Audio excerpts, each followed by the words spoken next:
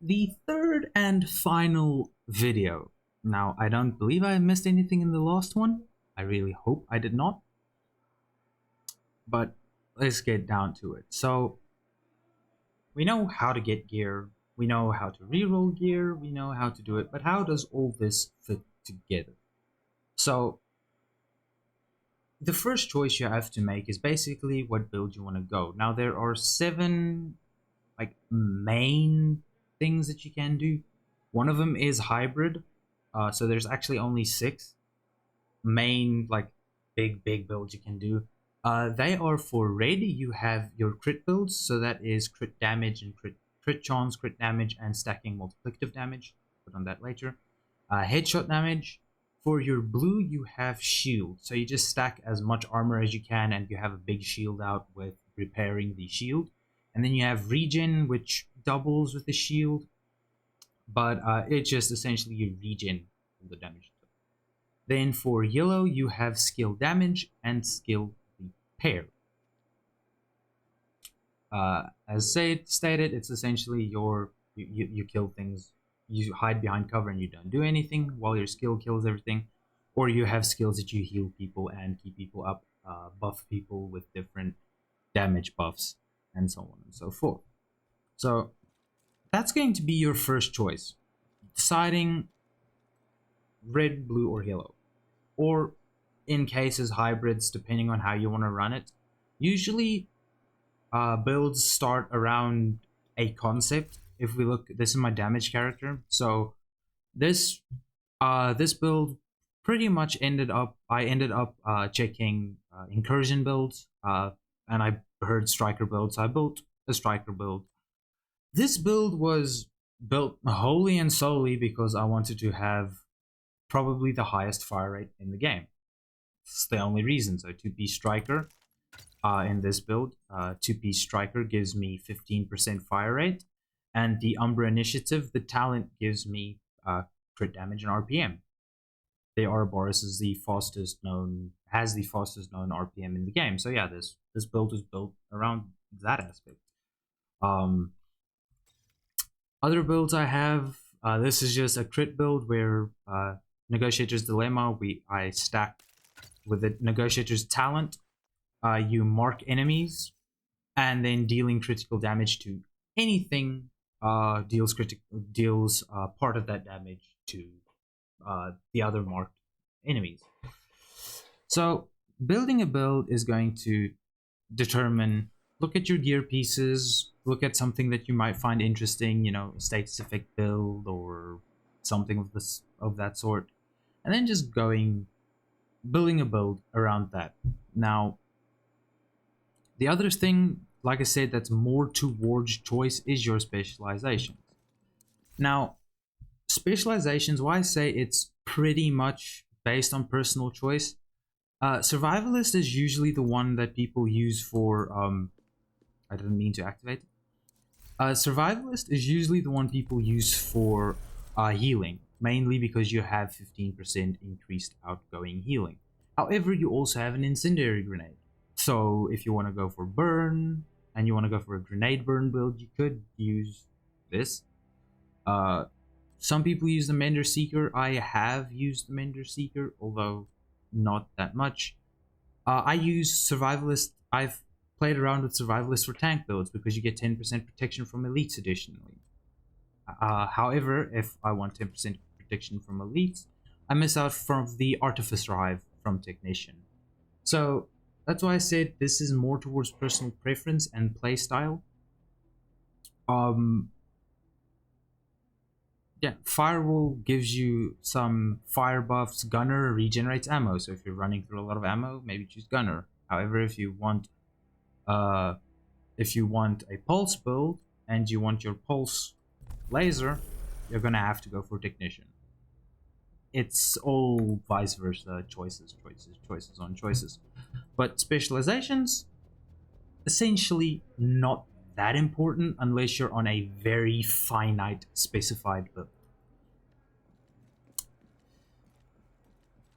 So we have our specialization. Now we've chosen red, blue, or yellow. Now, this is pretty much where the recalibration station slash library comes in. Just want a yellow piece, any yellow piece.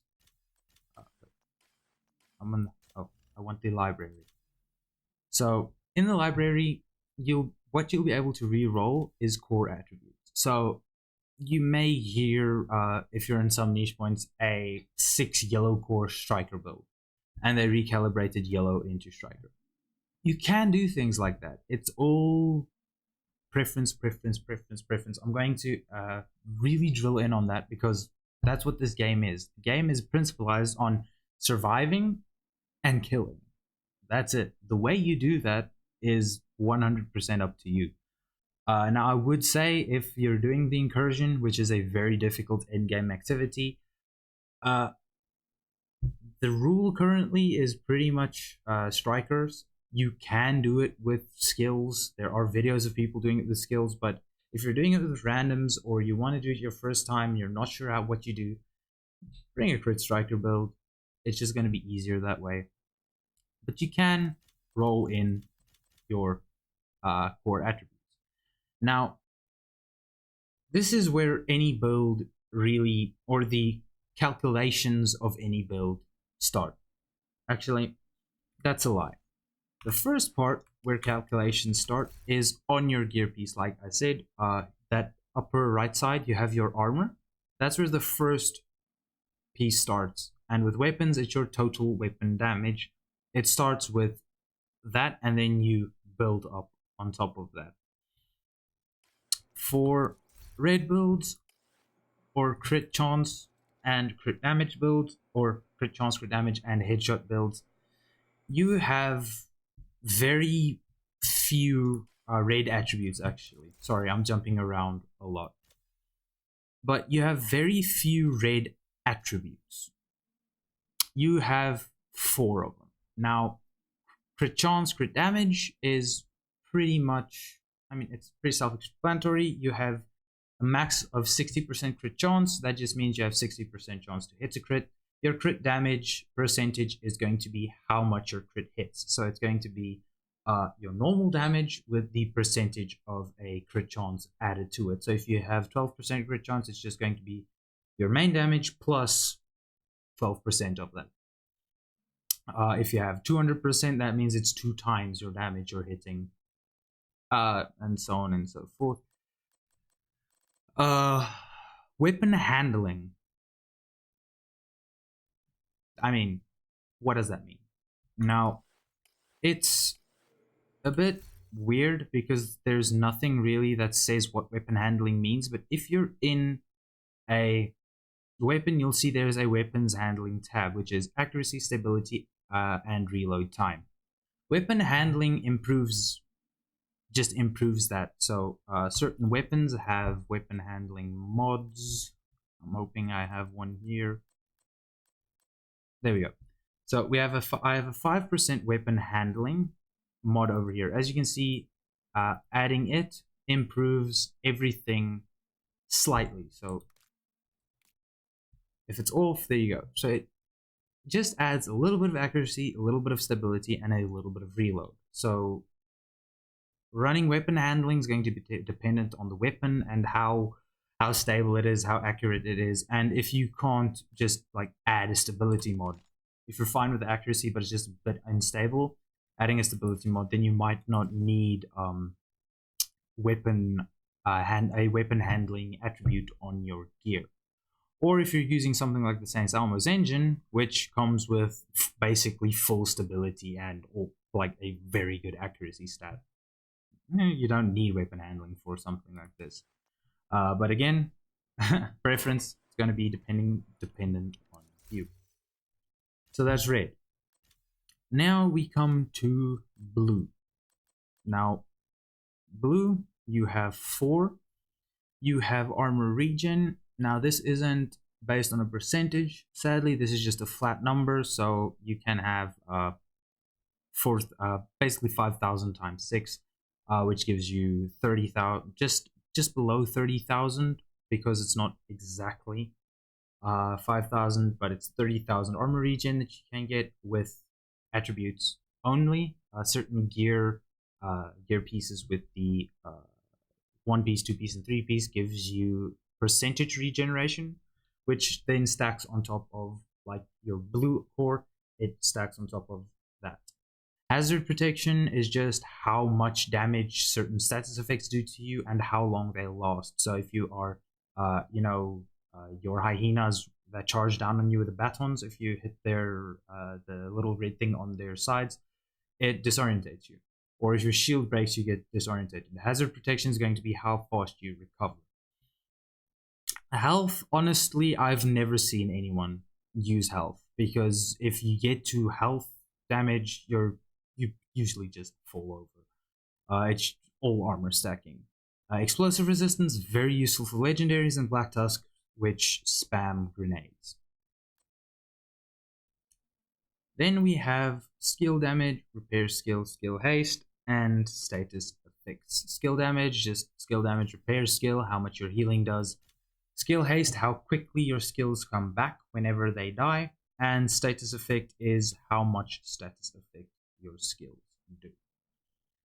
Now, that's everything over here. And as you heard, I said that these do stack on your core attribute. So it does stack on your, or most of them stack on your core attribute. So you have red, which gives you weapon damage, which improves your weapon damage, indirectly improving crit chance, crit damage, and headshot damage. Weapon handling has no effect on damage, it's only the stability and accuracy. With that being said, if you're running a striker, like I said, the 6-piece yellow striker build, or a 6 yellow core striker build, so that is a skill damage build with strikers. Now you'll have either 4-piece or 3-piece strikers. I'll show you how you can have 3-piece while having the strikers.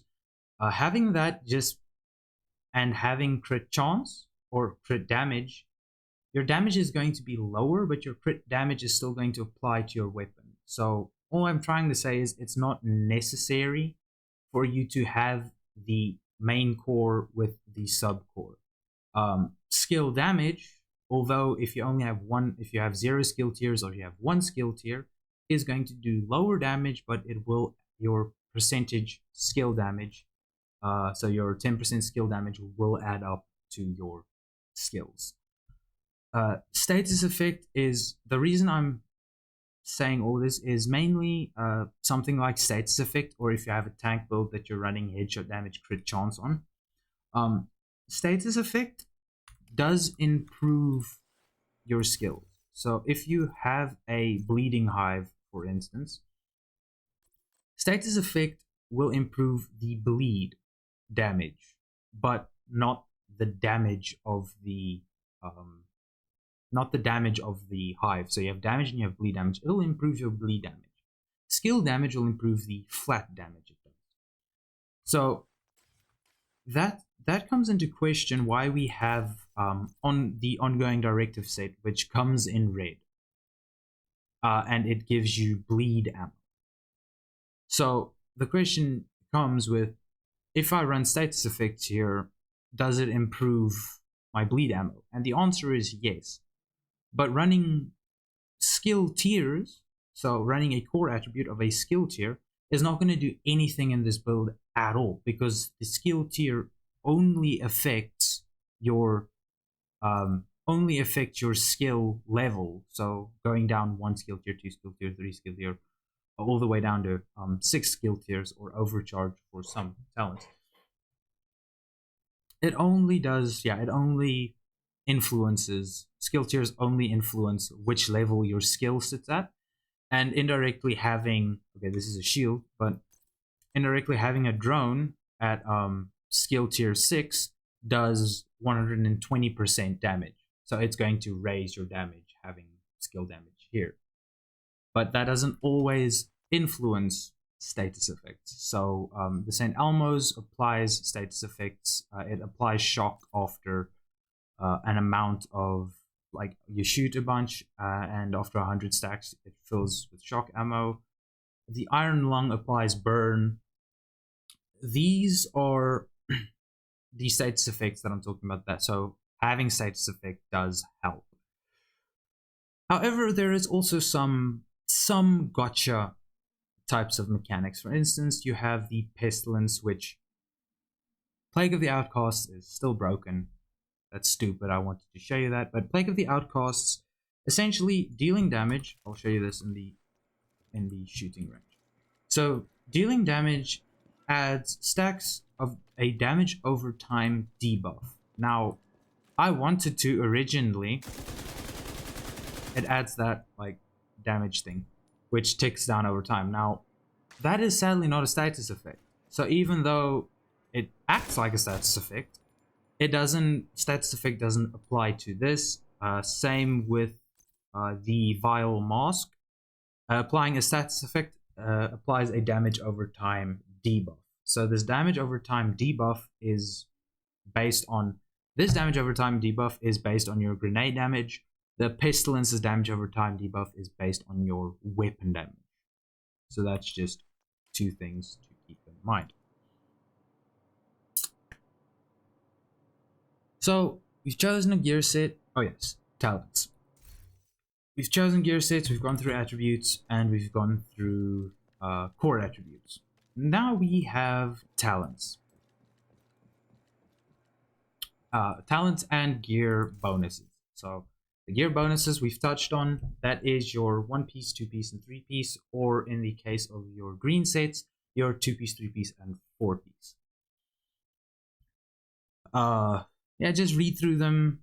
It just means having 2 pieces equipped or 3 pieces or 4 pieces equipped gives you different things. Now, talents, there are many talents. Talents are regulated to chest pieces and backpacks.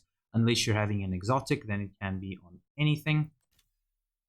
You have your talents. Now, there are 24 body armor talents, and then there are 22 backpack talents, not including the perfect variants of backpacks and chest pieces, which yes, they do include. They don't include it here, but you're gonna have to come in here and read through each and every one.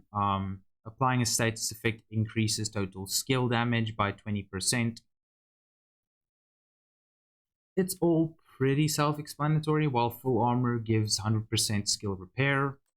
Protector, when your shield is damaged, you gain 5% bonus armor and all allies 15% of your armor as bonus armor for 3 seconds, cooldown 3 seconds. So as long as you'll pretty much consistently always have Protector up. And yeah, that's pretty much all there is towards talents on high-end pieces. When you get to your green pieces, you get a talent when you have 4 pieces equipped. You'll notice your backpack and your chest piece have only improve your talent that's already here. It doesn't give you a other talent. You can't reroll the talent. So for Negotiator's Dilemma, it increases the damage to additional marked enemies from 60 to 100%. So if I have the backpack equipped, which I do, this part over here, I can reach this 60 as 100%. So when you critically hit a marked enemy, all other enemies take 100% of the damage dealt instead of 60 because I have the backpack equipped. And the chest piece for Negotiator's Dilemma, I don't think I have one, but that just says I can mark 6 enemies instead of 3, if I'm not mistaken, for that. Ongoing Directive backpack. Bleed status effect by 50% and all damage done by 100%. So it all improves your talent, so rules of engagement. That is your gear talents and your 2-piece, your 3-piece, 4-piece perks. That is now skills. So skills, there's not really much to say about skills other than yellow cores improve the level at which your skill is at. So tier 1, tier 2, tier 3, tier 4, tier 5, tier 6. aside from shields, shields are improved by blue and yellow cores, as you can see. So having 6 blue cores does give you a tier 6 shield. That's why I mentioned stacking armor and shield is one of the tank build methods that people do like to use for tank builds.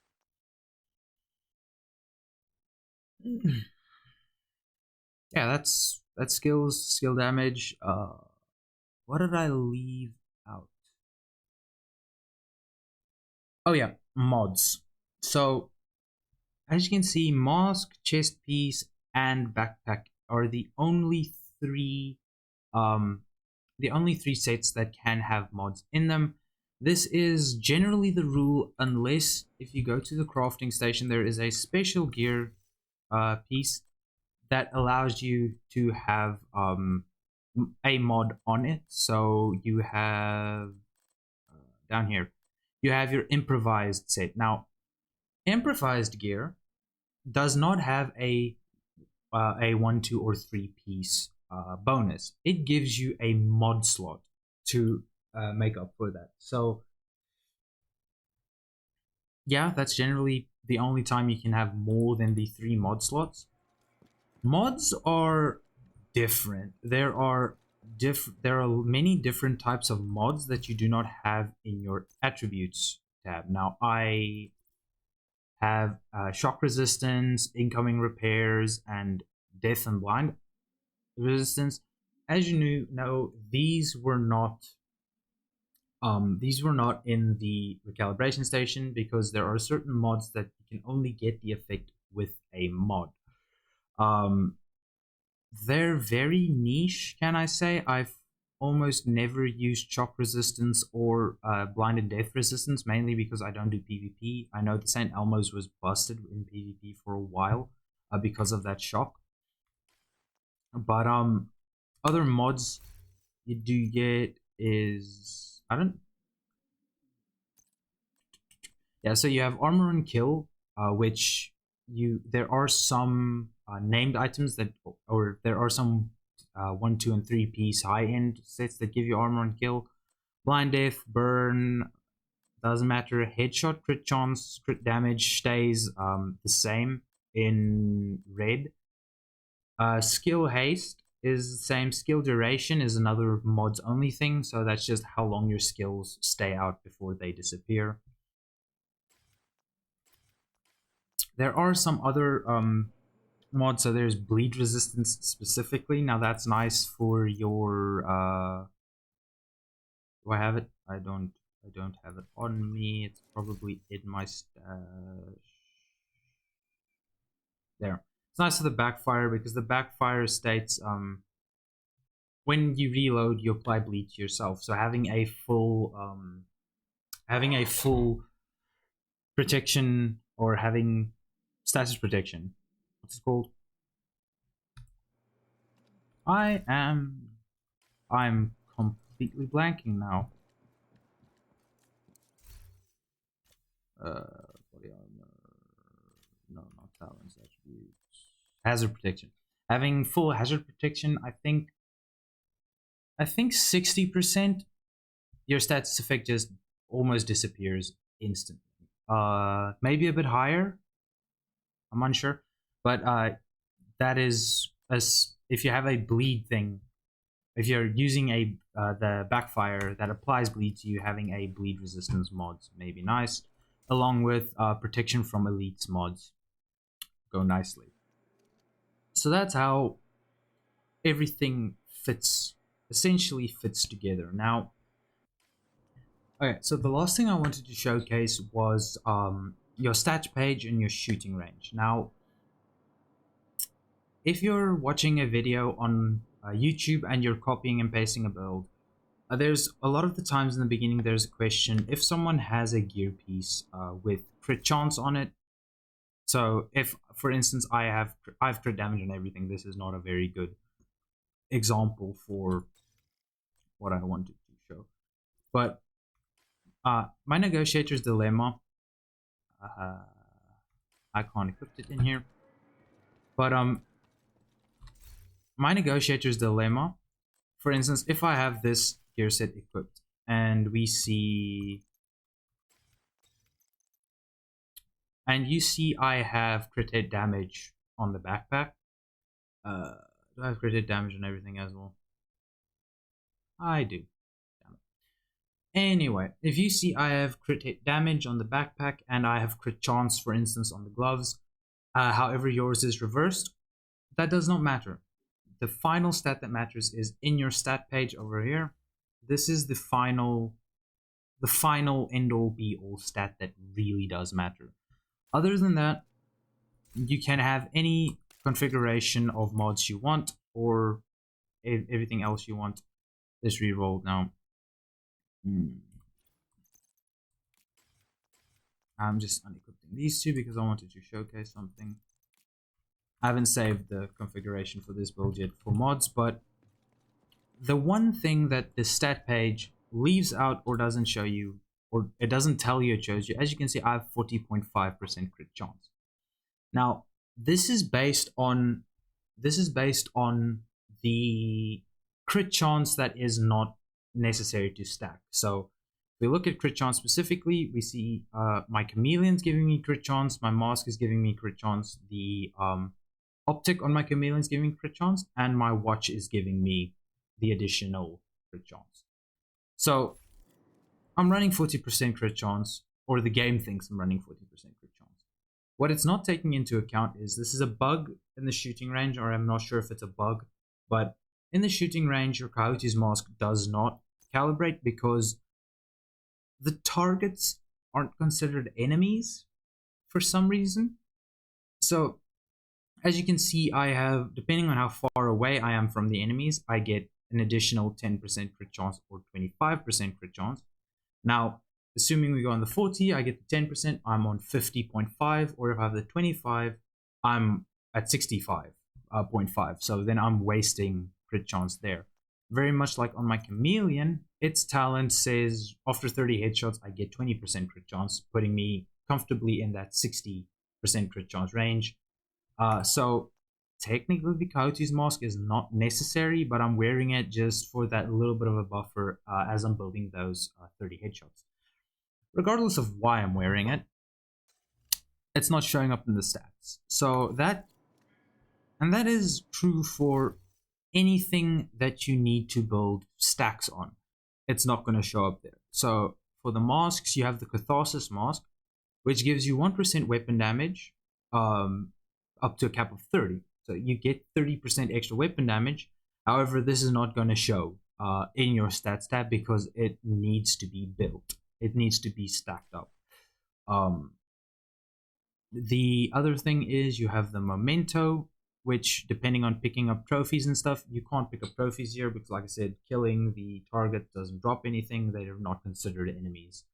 But getting the stacks up, it's not going to work in the shooting range. So the shooting range isn't always the best. It's a very nice place to get a generalized feeling for a build, but it's not necessarily the best place. Now, the final thing I wanted to showcase is this build. Well, not this build specifically, but this build's going to help me. So this is why I said your class doesn't always matter, but in this case it does. This build I've built out to a point, like as you can see, it's not it's mostly max rolled. I am missing some weapon damage somewhere, and like here and there it's not all maxed. My headshot mods aren't maxed out, and I can get a bit better. Like I have a yellow or a blue thing over here which I don't need, that I could get a crit chance in. That would be slightly better than armor regen, though not by much. This build is built specifically for, I built it specifically for legendary with 4 people. And it hits almost perfectly 15 million damage on a yellow enemy, that as long as it doesn't have a helmet. Group scaling, I think I have an overlay somewhere. I'll check if I have the overlay, I updated overlay. But with group scaling, having 4 people in a group, 15 million is the amount of armor that a yellow enemy without a helmet has, or the amount of health it has. So I can one shot 25 million. Excuse me.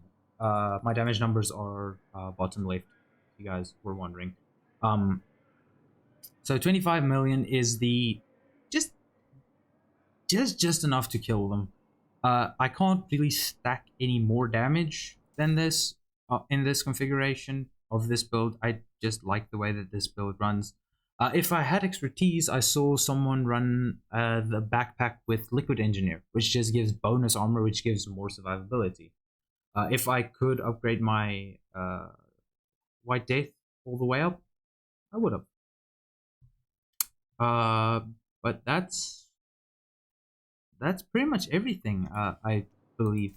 The only other thing that I really can't think about, and this is very, very niche, is if you have a sacrifice, which is a Providence chest piece. Where is it?